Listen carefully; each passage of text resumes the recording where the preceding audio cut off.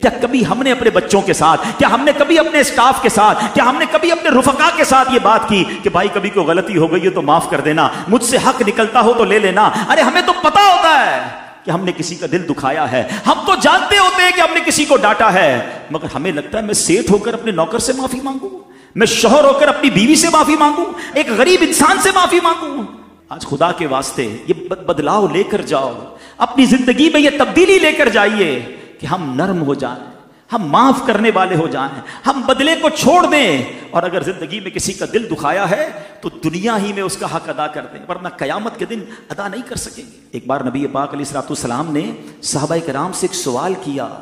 کہ بتاؤ مفلس کون ہے؟ حدیث کا خلاصہ ہے۔ اب میں یہی سوال آپ سے کروں کہ پور کون ہے، مفلس کون ہے؟ آپ بھی یہی جواب دیں گے، جس کے پاس پیسے نہیں وہ مفلس ہے۔ صحابہ نے بھی یہی رپلائی دیا، مگر نبی پاک نے جو اس کی انٹرپریٹیشن کی نا، امیزنگ۔ سنو، آقا فرماتے ہیں مفلس میری امت میں وہ ہے جو قیامت کے دن نماز، روزے اور زکوٰۃ لے کر آیا،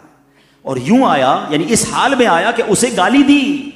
اس پر تہمت لگائی، اس کا مال کھایا، اس کا خون بہایا، اسے مارا،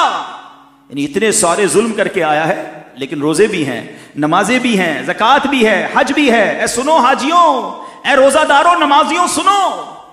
اگر دل ٹوٹ رہے ہیں، حق دبایا جا رہا ہے، حق تلفی ہو رہی ہے، لوگ آپ سے پریشان ہیں، آقا فرماتے آئے گا اس حال میں کہ نیکیاں بڑی ہیں مگر لوگوں کا دل بھی دکھایا ہے، مال بھی دبایا ہے، خون بھی بہایا ہے۔ آقا فرماتے وہ لوگ کھڑے ہو جائیں گے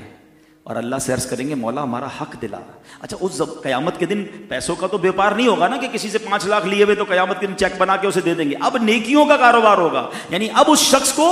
بندے کو اپنی نیکیاں دینی پڑ جائیں گی مظلوموں کو۔ حدیث میں آتا ہے ساری نیکیاں ختم ہو جائیں گی، حق لینے والے ختم نہیں ہوں گے، پھر کیا ہوگا؟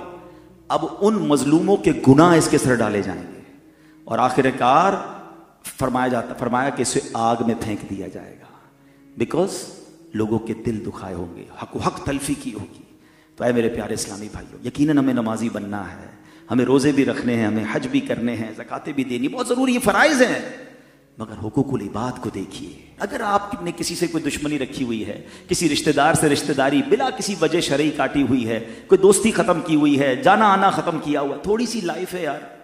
معافی کر دیں۔ شب قدر ہو، شب برات ہو، آپ جب پڑھتے ہیں کہ یہ مغفرت کی راتیں ہیں، اس پہ ایک لسٹ آتی ہے کہ سب بخشے جائیں گے، حدیثوں میں آتا ہے یہ چند بد نصیب نہیں بخشے جائیں گے، ان سب میں